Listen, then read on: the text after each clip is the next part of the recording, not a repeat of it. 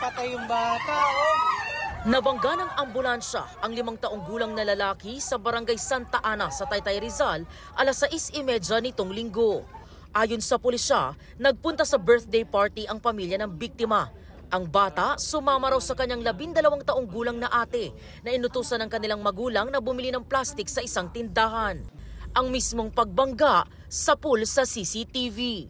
Itinakbo pa raw sa ospital ang biktima pero idiniklarang dead on arrival.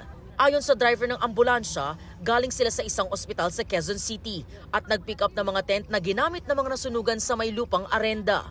May susunduin din daw sana silang pasyente. Nasyak din talaga ako sa nangyari. Nakakalungkot ang nangyari dahil nga sa isang aksidente. Ayon sa isang saksi, bago pa man ang aksidente, nakabangga pa umano ng mixer na ginagamit sa ginagawang kalsada ang ambulansya.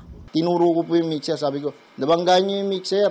Bumaba po yung driver. Tapos nung natapos sila, meron pong akong narinig na tunog ng preno na napakalakas. Tumakbo po ako.